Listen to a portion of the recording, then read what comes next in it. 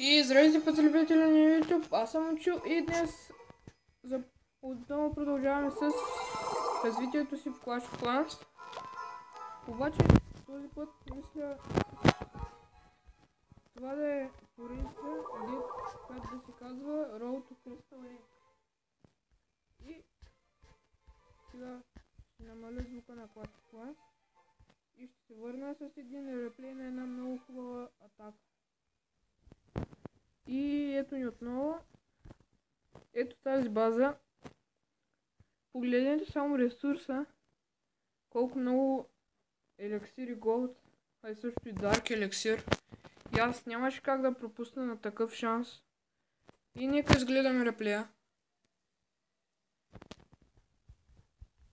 Тук тръгнах с една редица от гиганти, както аз правя обикновено. И за тях въведените нови тропове само за коледния апдейт Ice Wizard.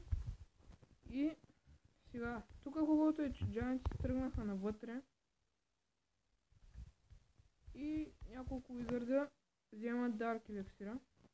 Тук тези излязоха, а тук този Ice Wizard ще умре. Тук хубавото е, че малко гиганти отидоха и натам, и на тук обаче гигантите мислят, че тук ще умрат. Тук рейжнах, защото вече бяхме горе-долу до центъра и затова направих това.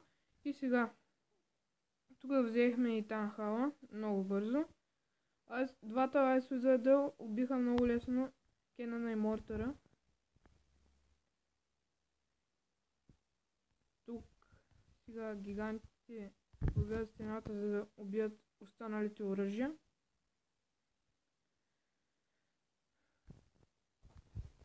И останаха малко дефенси и много тропове, което и абилито на Кинга, което ви въпускам сега. И това са сигурно 3 звезди. Обаче забележете ресурса, който аз взех от тази атака. Изключително много ресурси, които ми трябваха за развитието на моята база. И няма какво повече да ви показвам. 3 звезди. А сега ще се върна, когато намеря някой опонент. И хората ни отново намерих един с хубави ресурси, само голда е малко. Така ще проверим тук за една гигантска бомба дали няма.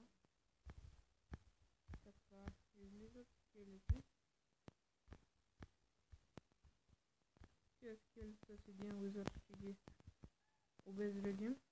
Може би. О, не. Скелетите тръгнаха. Така. Тук един гигант. Зад него wizard. И мисля да тръгна от долната страна. Ice Wizard зад гигантите. Barbarian King. И останалата част от гигантите. Два бомбара.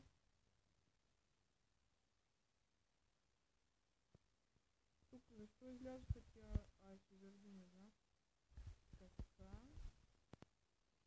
Тук ще пуснем един kill spell. Сега. Значи тук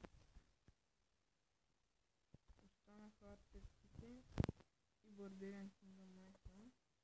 Тук си успел, защото имаш флаш демидж от Уист Тауъра.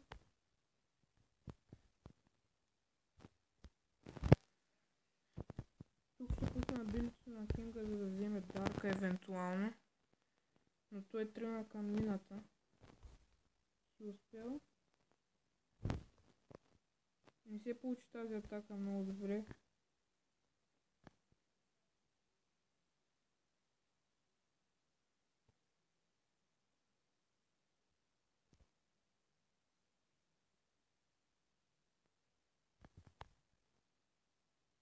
Така, Barbarian King може би сега ще добие 10-я левел. А, добре, тръгна към елексира, това е добре. Трябва ни и елексир.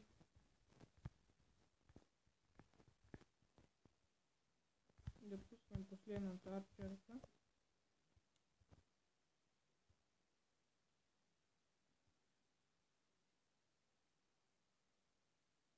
Така, взехме еликсира, за да можем да излезем на някаква печалба. Но не се получи просто атаката тук. Фокусирах се върху тази хала и за това може би не стана атаката. И мисля да приключа атака. Добре. Пак сме взели еликсир. Така, пускаме армията. И ще се върнем, когато Барбериан Кинг се.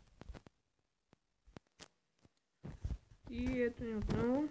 Отново намерих някакъв, който има добри ресурси.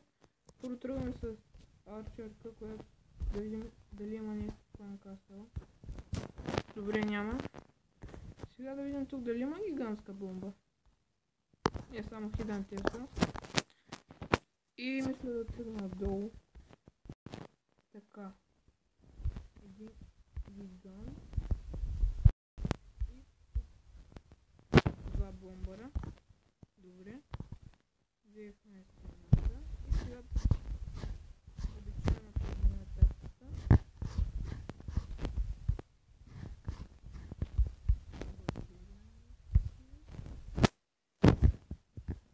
Така, изчаквам, още няма да пуснах и успела.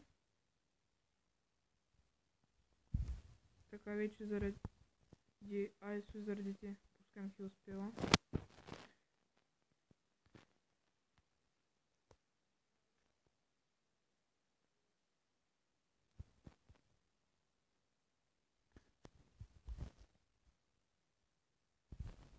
Отново пускам един си успел тук.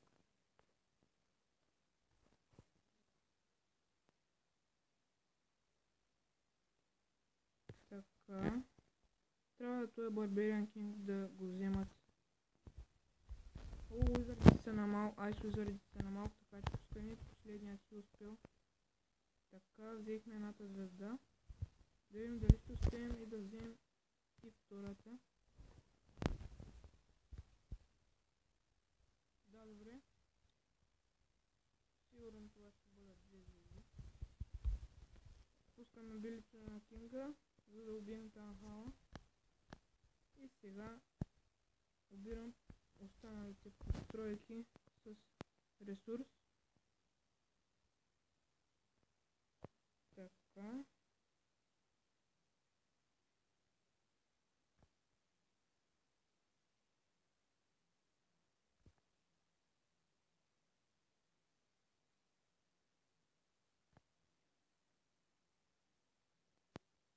Малко няма да ми стигне, за да направя 3 звезди.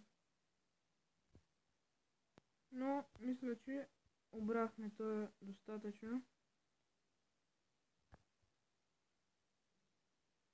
Така то е уис. Ако да, добре, взема колекторите. Нека вземем мината.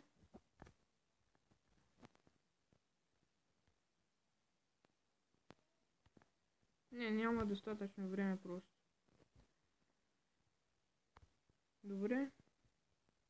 Стига толкова за тази атака. Добър ресурс вземаме. И хора, това беше всичко за този клип. Аз бях Момчил и до нови срещи.